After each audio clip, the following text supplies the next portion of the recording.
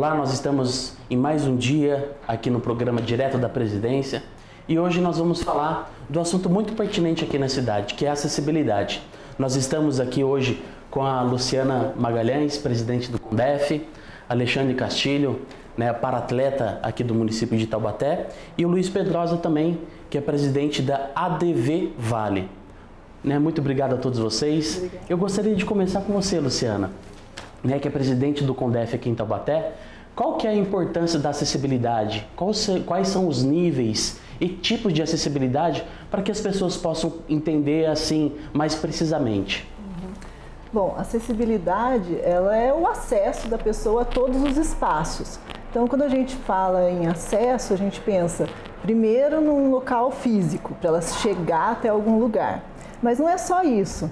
Ela tem que estar em todos os espaços. Então, quando a gente pensa em acessibilidade, a gente também pensa na educação, a gente pensa nos meios de transporte, pensa na sua própria casa, na sua própria calçada, na parte cultural, em assistir um filme e assim por diante. Então, a acessibilidade é um tema muito recorrente que a gente sempre está falando nas nossas reuniões do Conselho, porque com relação à pessoa com deficiência é onde ela tem mais barreiras. Então, ela não consegue acessar todos esses locais de forma plena. Então, sempre ela encontra alguma barreira.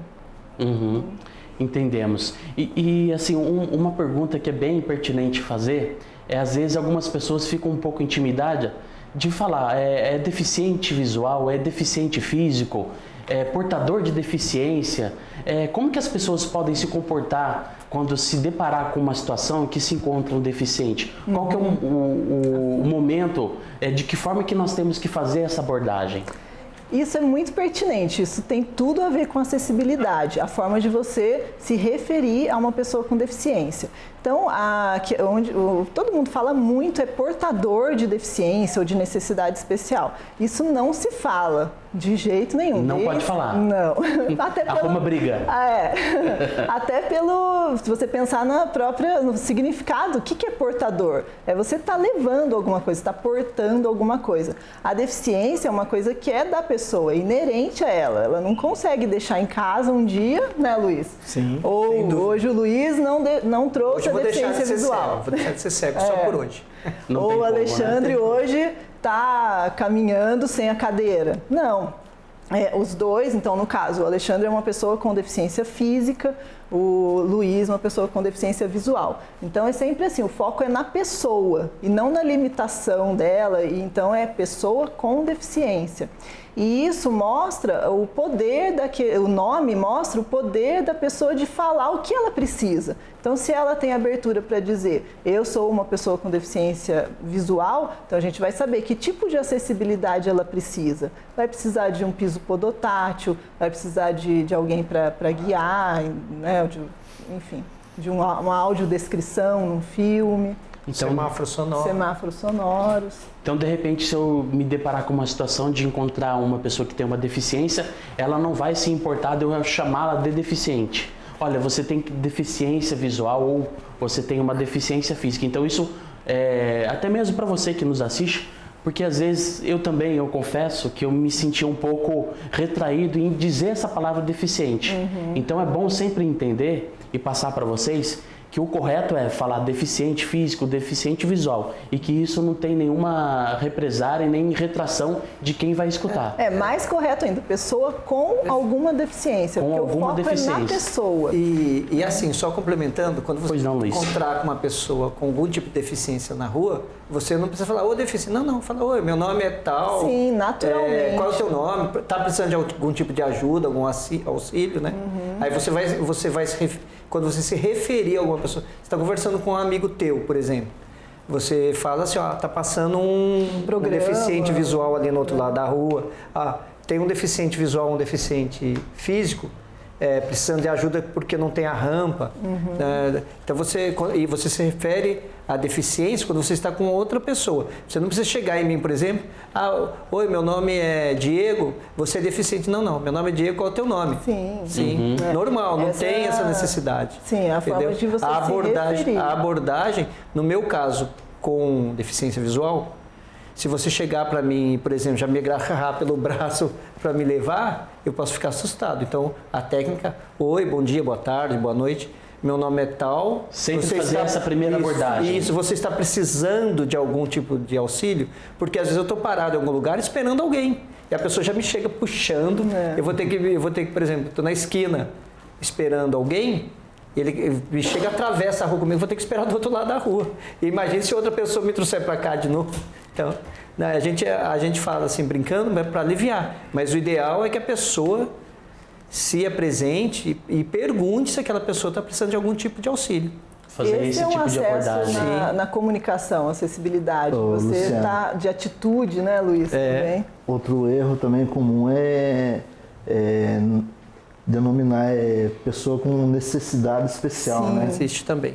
Ou pessoa especial, né? Pessoa especial. Não. Pessoa especial, né? Todos nós somos, todos né? nós, né? Um filho é especial para você, né? Uma pessoa, né? O seu marido, sua mulher. No caso do Siri, ele é uma pessoa com deficiência motora. Hoje não fala nem física, já fala motora, né? Mas a física até passa, né, Siri?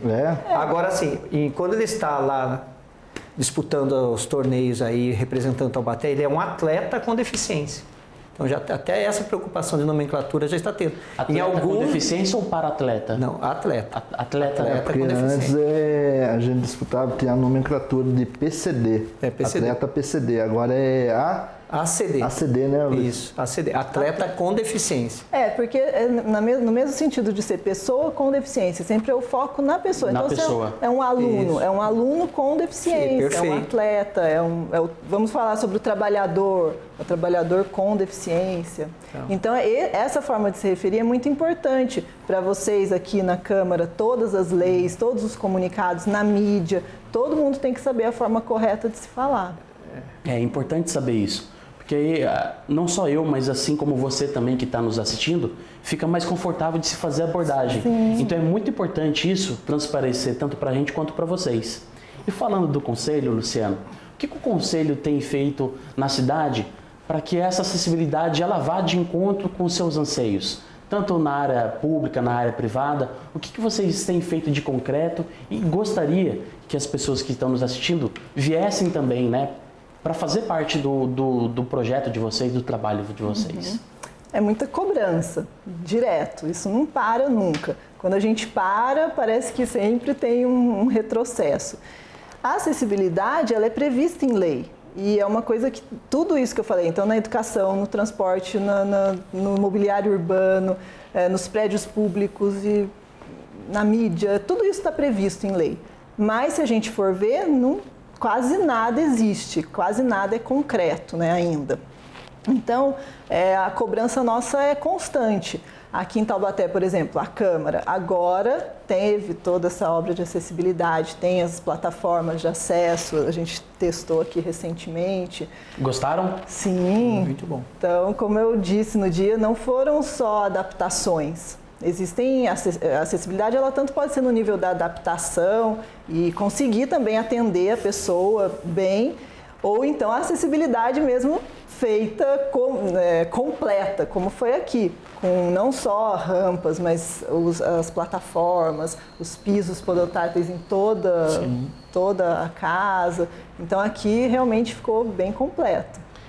Na verdade aqui é onde são feitas leis, então acho que deveria ser o exemplo. Tem que ser o exemplo. Partir daqui, né, e cobrar lá fora. Por exemplo, eu percebo muito quando eu vou em banco ou shopping, nós temos aquelas vagas determinadas para o idoso e para o cadeirante. E eu percebo muitas vezes as pessoas não respeitarem. O que o Conselho tem feito nisso? Tem feito campanha com shoppings, com supermercado, com lojas? Sim. Então, até o Alexandre está usando a camiseta, que a gente faz essa campanha constantemente. O ano passado foi bem intensa essa campanha, você lembra, a gente fez audiência pública aqui na Câmara. Então, nessa época, a gente conseguiu fazer várias campanhas em shoppings, em supermercados, em todos os lugares. O maior problema é dentro dos estabelecimentos privados. Porque até então, falo até então porque agora teve uma mudança e muito boa, né? Dentro de locais privados não era incumbência do Código do Trânsito de fazer a fiscalização. Agora, a Lei Brasileira de Inclusão, que foi aprovada, lei federal, né, aprovada agora em julho, ela incluiu também os locais privados dentro da fiscalização do trânsito. Então, isso para o Conselho e para todas as pessoas com deficiência do Brasil foi um ganho muito grande. Então, agora está em lei. Então, toda a nossa campanha que a gente suou para fazer, que a gente há muito tempo brigava, suando, né? Nossa, a gente teve muitas brigas nos estacionamentos, sempre, né, Alexandre? Muito. Agora está na lei. Essa lei de inclusão foi uma ação muito importante da deputada Mara Gabrilli, né? Sim. Que inclusive é tetraplégica, a nomenclatura. Então, foi uma ação muito... Nós estivemos algumas vezes em Brasília para discutir o tema. E foi uma vitória, né? Nossa, isso sim.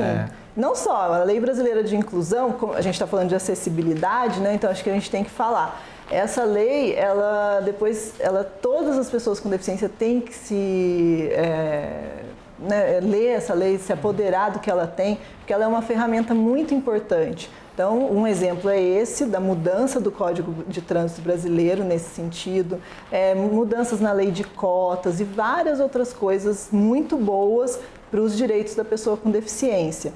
Então, como eu já falei, a acessibilidade, ela já é prevista, e não só na Lei Brasileira de Inclusão, ela só veio a afirmar, a contemporizar mais coisas, mas a acessibilidade já era contemplada no Decreto 5296 e outras afins, né, Luciana? Outras, Só que o cumprimento disso é que não existia.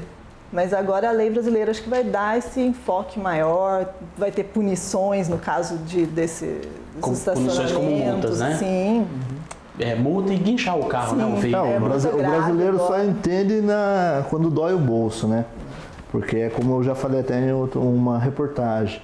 A pessoa acha bacana parar numa vaga de deficiente, mas a pessoa não quer viver 24 horas numa cadeira de roda para ver o que a gente sente. A vergonha que a gente passa de chegar numa vaga, tá lá uma pessoa andando normal, né? E a gente tem que sair do espaço que é reservado para a gente, procurar um outro acesso que não é para deficiente. Às vezes a gente até toma chuva, passa por buracos, né? Para tentar chegar numa vaga mais próxima onde a gente tem que ir. E é bem difícil, né? E isso é apenas um gesto da pessoa entender aquela situação, porque realmente não é fácil, porque tudo começa através do respeito.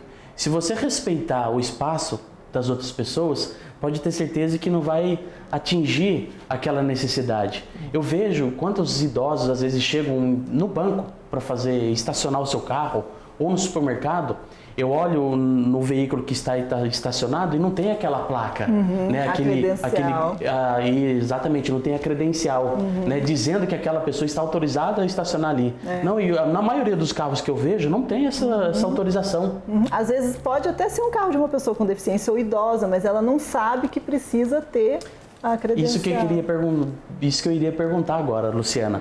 Por mais que a pessoa ela tenha deficiência física ou visual, né, para quando vai estacionar, né, principalmente o idoso e o deficiente físico, ele tem que ter uma autorização? Ele tem que ter, essa credencial é da pessoa. Independente, não necessariamente ela vai ter o carro, vai dirigir. O Luiz, por exemplo, ele não dirige, mas ele tem a credencial. Então, nos carros, se ele for comigo, estiver comigo no carro, ele vai trazer ele, a gente vai estacionar na vaga especial e ele vai colocar a credencial dele. Então, a credencial ela não é vinculada ao veículo, não. Um determinado veículo. Ele pode ser usado em qualquer veículo, desde que esteja portando a credencial. Pessoa. É a pessoa. No momento que você tira a credencial, você tem que apresentar a documentação de um carro. Tem que apresentar de um carro. Mas ela não é específica para aquele carro. Porque senão vai virar gente que não tem. Agora não mais. Não é mais necessário por causa disso. Então, uma pessoa com uma limitação física que ela não dirige, ela não vai dirigir, ela vai ser conduzida por alguém e ela vai poder usar o carro. Que bom que mudou, porque tem pessoas que o pai tem carro, o irmão tem carro, a esposa tem carro e não pode porque não está no nome dele. Antigamente tinha que estar no nome. Sim, Agora... Muito bom. Que bom. Nós vamos para um rápido intervalo e voltamos em alguns momentos para falar de mais assuntos de acessibilidade.